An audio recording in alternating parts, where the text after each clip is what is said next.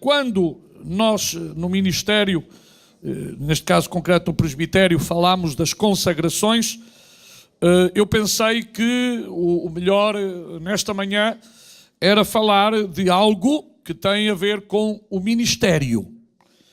E então logo veio uma palavra à minha mente, que o ministério ou os ministérios são dádivas de Deus à igreja.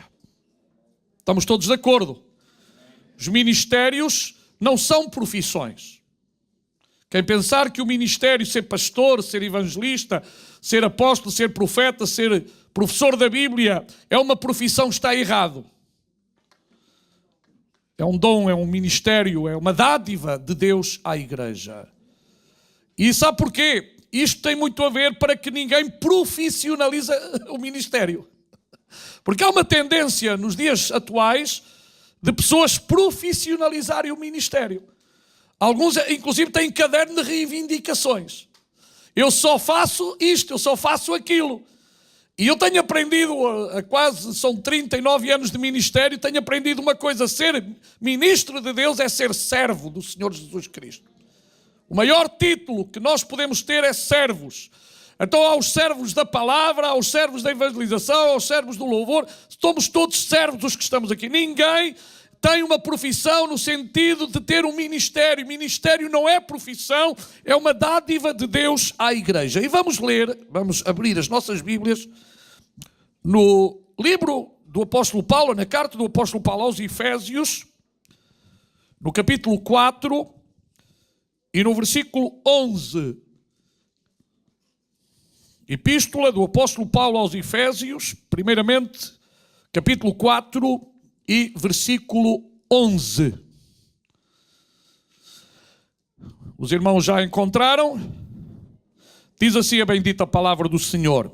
E ele, referindo-se a Deus, e ele, Deus, colocamos nós, porque subentende-se, deu uns como apóstolos, e outros como profetas, e outros como evangelistas, e outros como pastores e mestres.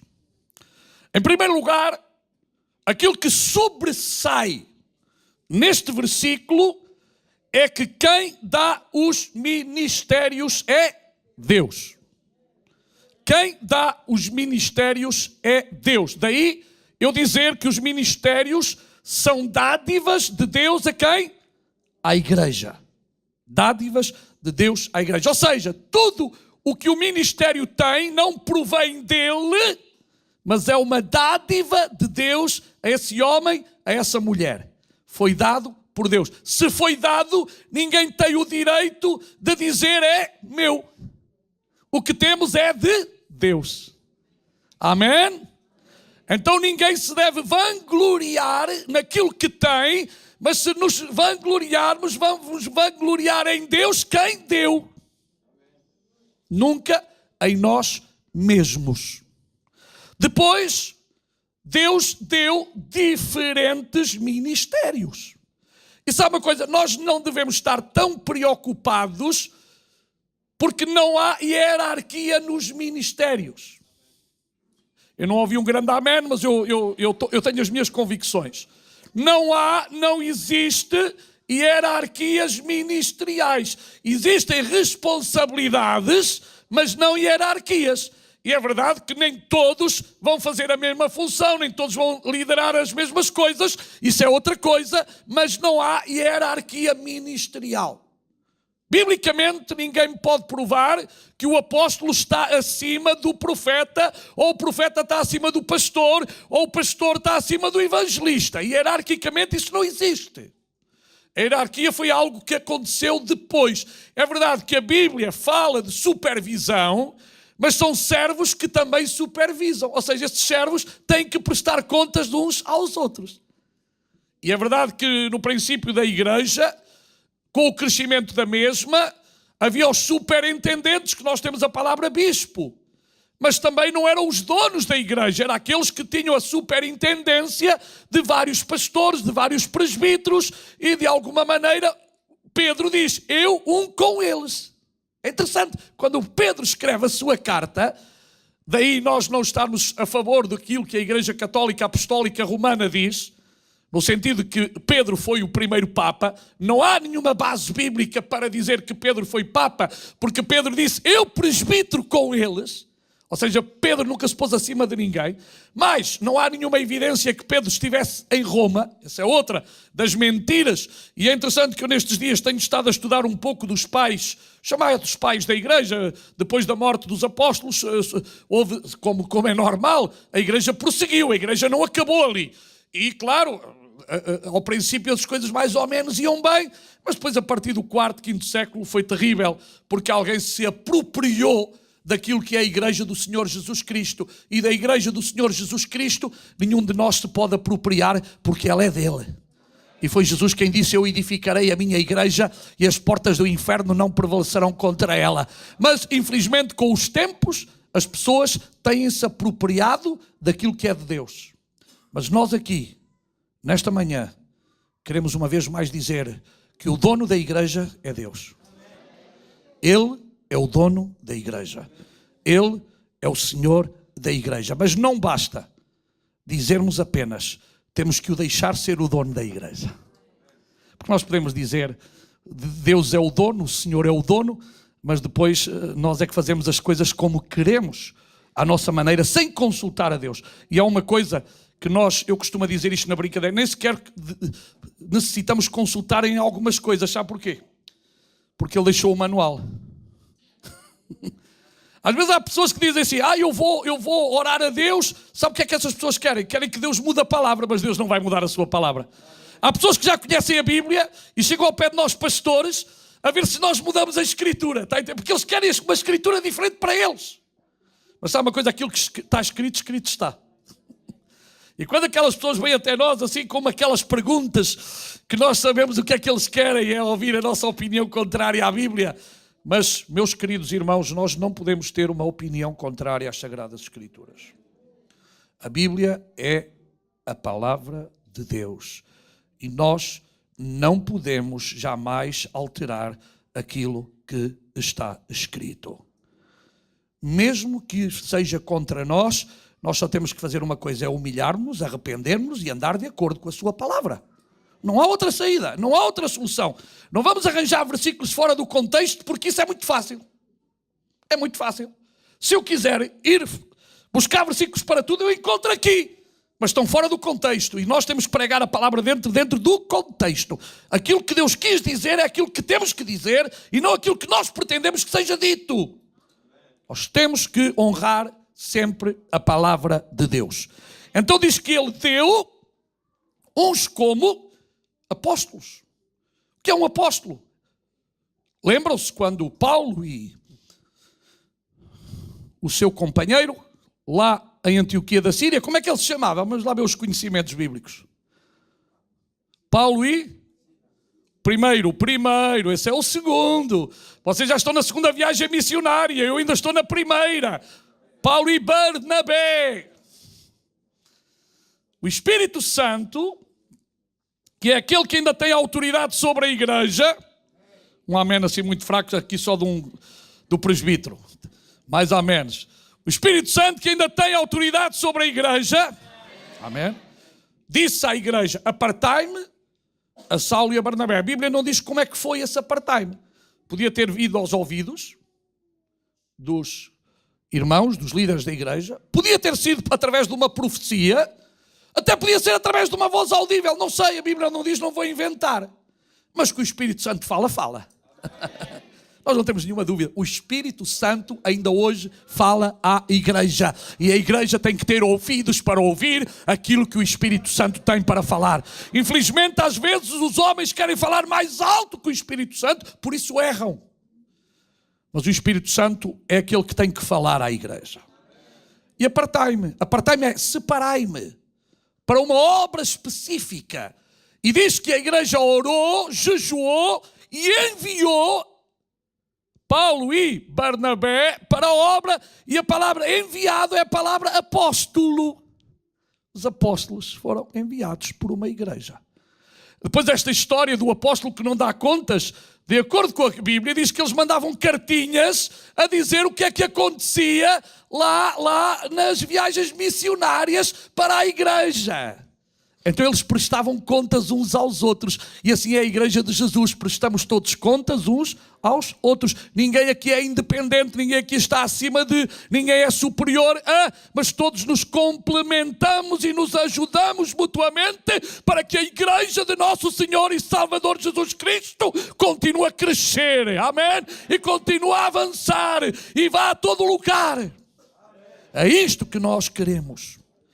E o apóstolo Paulo, mais tarde, e numa das viagens missionárias, segunda, ele levantou um jovem, que vocês conhecem, Timóteo.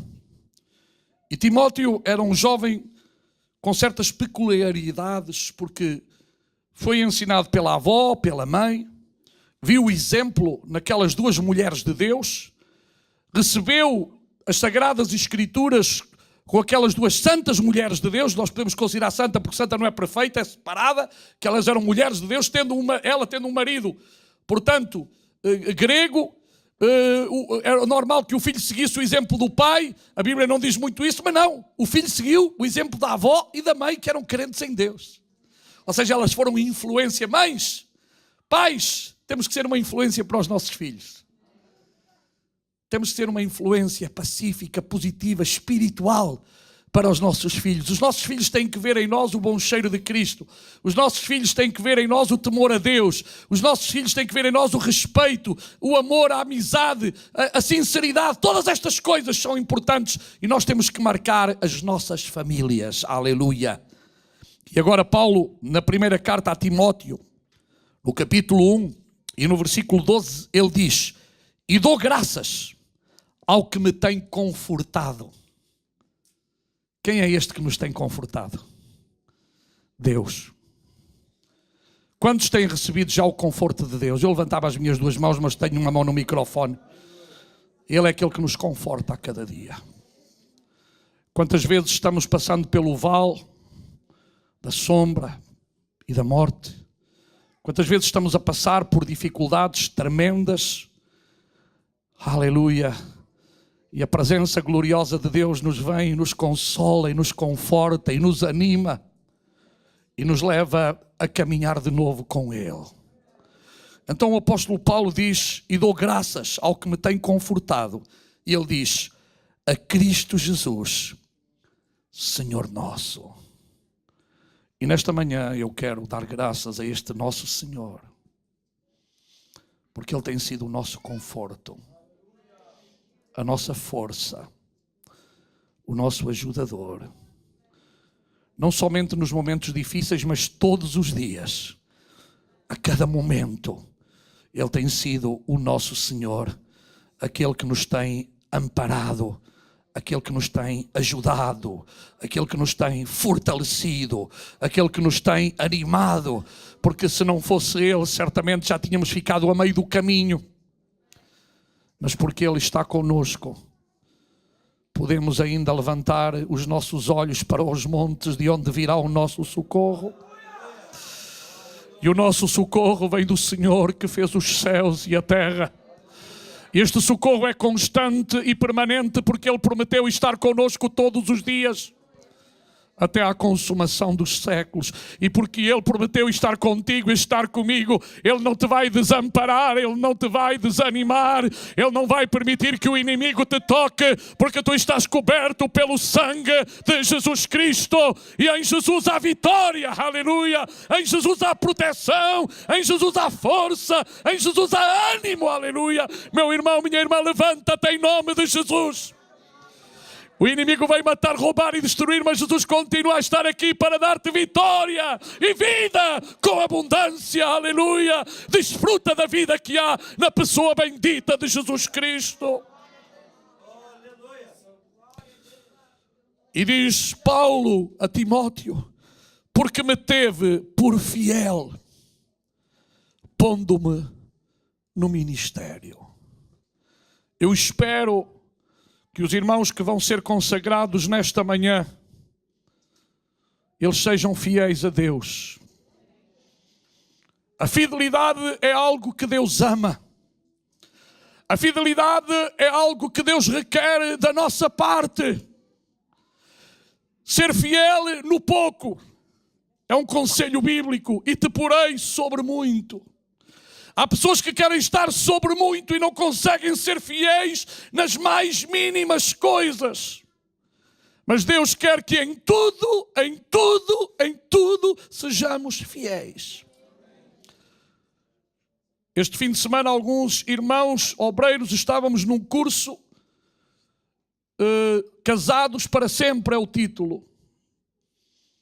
E eu já trabalho com este curso há muitos anos e, sinceramente, fez-nos refletir uma vez mais da importância de sermos fiéis à nossa esposa, ao nosso esposo, porque Deus quer que cada um de nós seja fiel. Uma pessoa que não é fiel não está apta para servir. Deus requer, Deus pede de nós fidelidade em todas as áreas da nossa vida. E eu espero, meus queridos irmãos, que vocês sejam fiéis em tudo. O inimigo vai procurar que nós não sejamos fiéis. O inimigo vai tentar-nos de modo a que nós não sejamos fiéis. Mas Deus aprecia a nossa fidelidade. Mas para ser fiel a Deus, nós temos certamente que fugir muitas vezes de coisas que o inimigo coloca na nossa frente com o objetivo de destruir-nos, com o objetivo de fazer-nos dano. Por isso nós, em tudo aquilo que o inimigo traz, e que a tentação pode ser muito grande, mas Ele dará a força que necessitamos para fugir e para sermos vencedores em Cristo Jesus. Há várias coisas nas quais o homem falha. Vocês sabem que nós, os seres humanos, podíamos catalogar, ou poderíamos nos catalogar em várias áreas que nos afetam no geral. Uma delas é o que eu já disse, poderá ser o sexo. O sexo no sentido ilícito, porque o sexo no casamento é uma bênção de Deus. Mas sabe, muitas vezes as pessoas são tentadas para enganar o seu marido, enganar a sua esposa.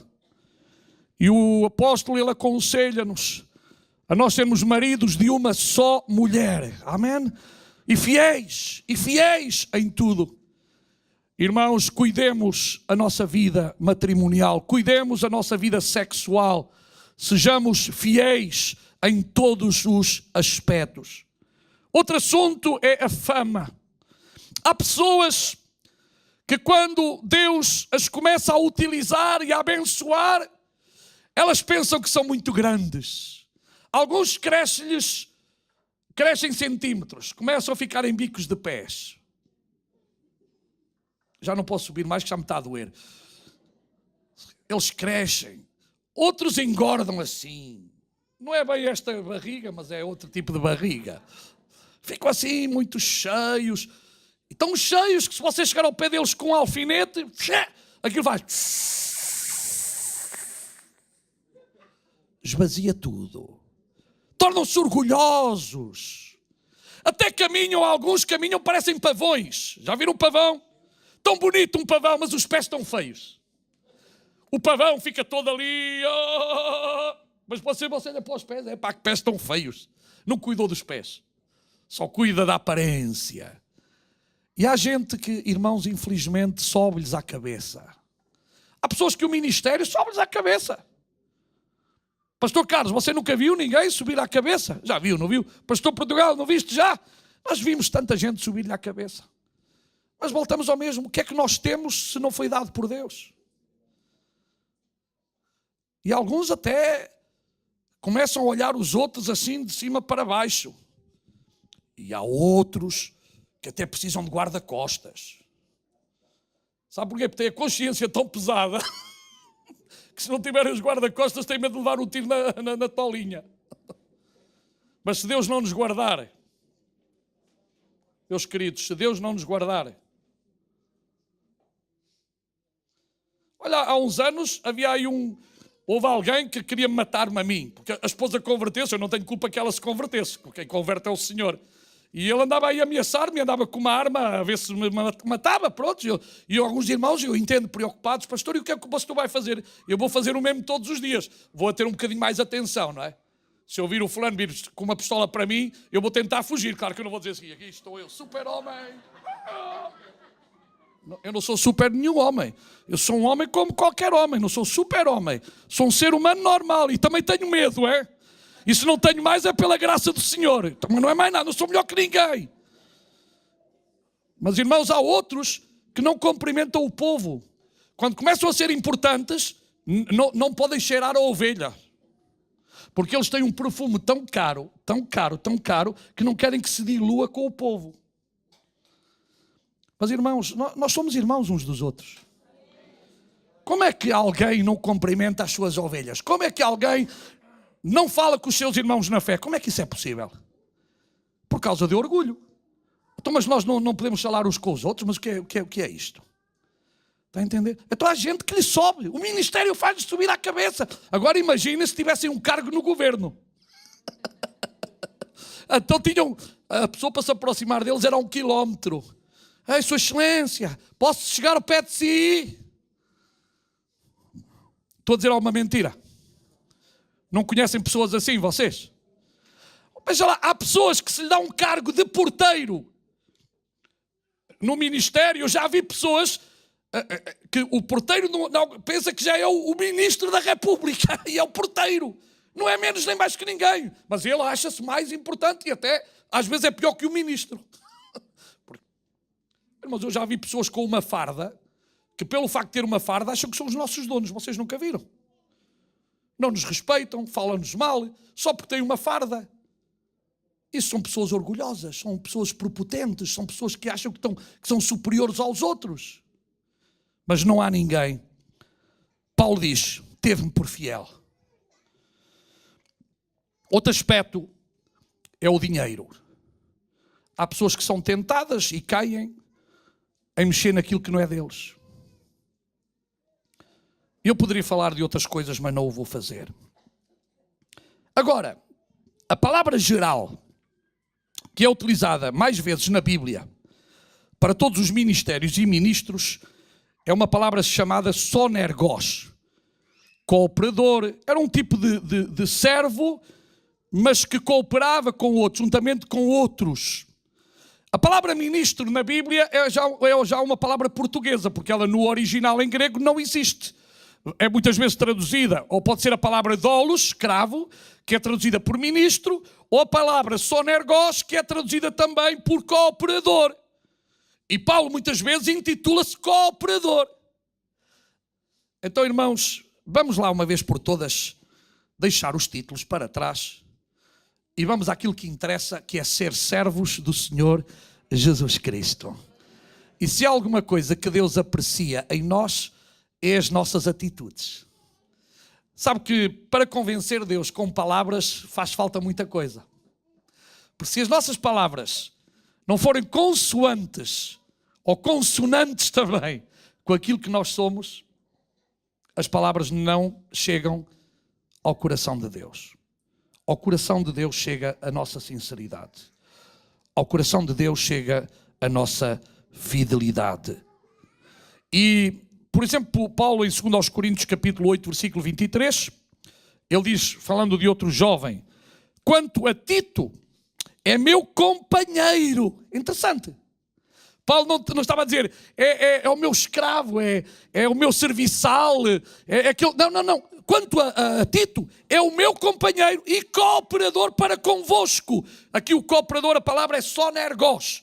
Para convosco, quanto a nossos irmãos, são embaixadores das igrejas e glória de Cristo. Então, meus amados irmãos, não há, e eu poderia ler-vos aqui dezenas de versículos, não há nunca a ideia de superioridade, mas há a ideia de cooperar, colaborar, necessitarmos uns aos outros, como no fundo é com a igreja. Nós necessitamos de todos vocês. Vocês necessitam de todos nós. E nós juntos formamos uma família. Amém? Somos a família de Cristo e a cabeça da igreja, por mais que alguém diga o contrário, continuará a ser quem? Cristo. Cristo é a cabeça da igreja. E eu vou falar apenas de 4 coisas que acho muito importantes no ministério. Primeiro, homens e mulheres de caráter. Homens e mulheres de caráter. É o nosso caráter que vai definir verdadeiramente aquilo que nós somos. A maior riqueza do ser humano não é o dinheiro, é o seu caráter. É o seu caráter. Ou somos ou não somos. Ou temos palavra ou não temos palavra. Irmãos, infelizmente nós usamos hoje muito aquela expressão, aquele homem, aquela mulher não tem caráter. Quantas vezes já dissemos isto todos? Porque verificamos que essa pessoa é falsa, que essa pessoa não cumpre os mínimos daquilo que deveria ser um ser humano. Mas sabe uma coisa? No ministério, Deus quer homens e mulheres que têm uma só palavra, que sabem dizer sim e não. Não fazem favor daquele sentido de porque se não está na Bíblia, desculpem dizermos, eu não vos posso fazer favor e vocês não podem fazer favor a mim. Está escrito, está escrito. Quem sou eu ou quem és tu para alterar aquilo que está escrito? Não és nada, nem eu sou nada. Nós não podemos alterar aquilo que está escrito na palavra de Deus. Outro aspecto, Deus quer homens e mulheres que não se vendem. Nós não dependemos do mundo, dependemos de Deus. Sabe, os políticos geralmente querem agradar a todos. E para receber o voto prometem coisas que eles sabem que não podem fazer. Quantos estão a dizer, eu vou fazer, mas eles já sabem que não podem fazer, mas a culpa é de quem acredita que eles podem fazer tudo e que não podem fazer tudo. Mas o homem de Deus, a mulher de Deus, o cristão em geral, tem que ser um homem, uma mulher que depende de Deus. Eu quero dizer-vos que o preço que Jesus pagou por nós é suficiente para nós não aceitarmos outro preço. Ele pagou o preço. E esse preço continua a ser o preço que eu e tu valemos, porque Ele pagou o preço por ti e por mim. E o preço foi a sua vida. O preço foi a sua morte na cruz do Calvário. E nós não temos o direito de vender aquilo que já foi pago por Jesus Cristo. Infelizmente alguns hoje andam a vender o Evangelho. Andam a vender as bênçãos de Deus. Mas é um problema deles, porque é mentira. Ninguém pode vender as bênçãos de Deus. Há outros que já estão a vender terrenos no céu, veja lá. E malucos são os que estão a comprar os terrenos. Porque a Bíblia não diz que ninguém aqui tem o direito de vender uma coisa que é gratuita. Não se turbe nem tenha medo do vosso coração, credes em Deus, crede também em mim. Na casa do meu pai há muitas moradas, e se não fosse assim eu não vos teria dito, vou preparar-vos lugar para depois vender-vos uma assoalhada. Não foi isso que ele disse. Para vos dar. Ele dá-nos. Eu não estou muito preocupado se vou ter 3, 4, 5 assoalhadas, porque isso não é nossa. A minha preocupação é chegar lá. Há gente que está muito preocupada se a casa no céu tem vista para o mar ou vista para a montanha. Meu irmão, preocupe-se que o seu nome esteja escrito no livro da vida. Essa deve ser a sua e a minha preocupação, está bem?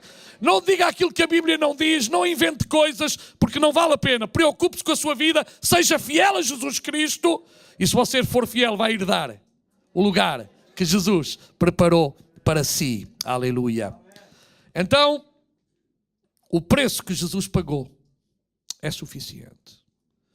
E é por isso que eu e vocês estamos aqui nesta manhã para recordar o preço que o Senhor Jesus pagou por nós. E quando nós vamos participar do pão e do vinho, nós vamos recordar a morte do Senhor, até que Ele venha. E nós vamos declarar ao mundo que Jesus pagou um alto preço por nós.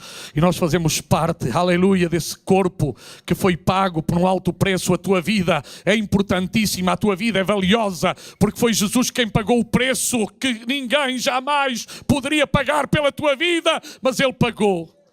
Então só nos resta agradecimento e dizer obrigado, Jesus, pelo preço que tu pagastes pela minha vida. Homens e mulheres que preguem a palavra sem medo.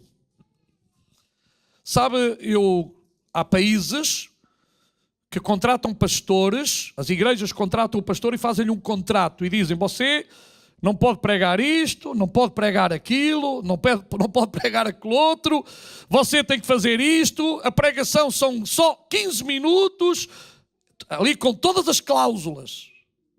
Eu não aceitava uma igreja dessas. Eu não aceitava uma igreja dessas. Sabe porquê? Porque eu tenho que pregar toda a palavra de Deus a tempo e fora de tempo. Eu tenho que pregar não a palavra que as pessoas querem ouvir, mas a palavra que Deus quer que eu pregue. Ainda não gostei bem deste amém. Vamos lá.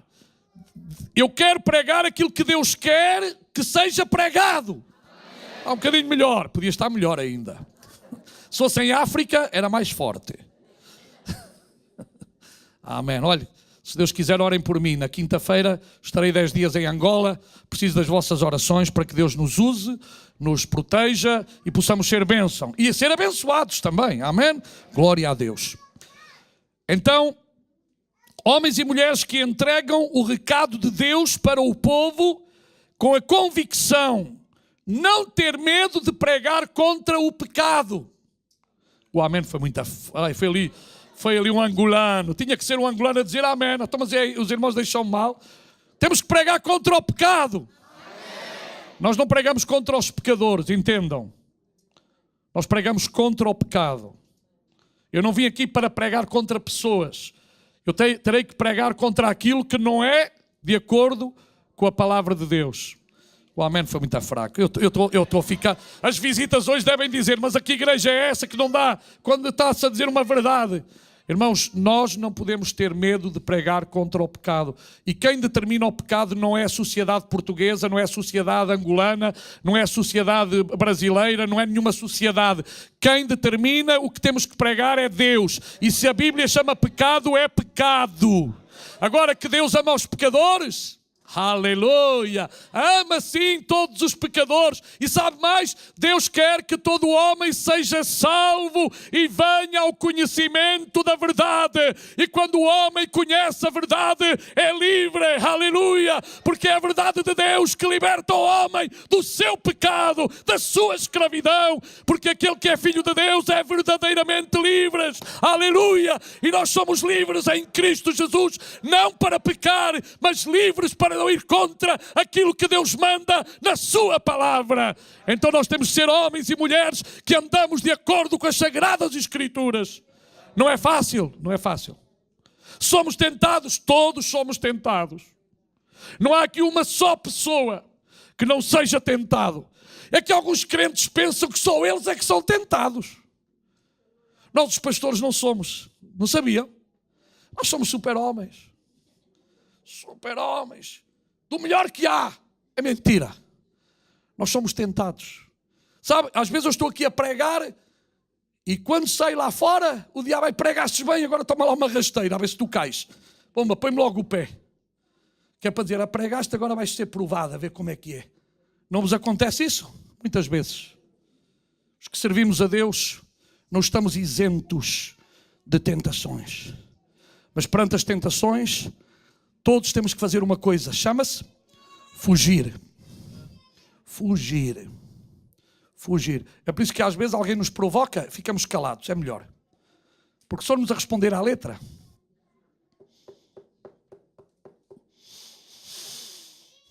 sai-nos o velho homem. E o velho homem está lá no caixão, mas está sempre a ver se levanta a cabecinha. E às vezes temos que dizer: anda lá, vai lá para baixo. Às vezes temos que dar a chapada no velho homem. Toma lá, não te levantes, em nome de Jesus, fica lá. Mas o velho homem começa, tu tens razão, diz isto, tu tens razão, diz aquilo. Mas nós temos que dizer, a única razão quem tem aqui é Deus. Mas somos tentados. Não há ninguém que seja tentado. É verdade que, inclusive, o apóstolo Paulo fala dos desejos da mocidade.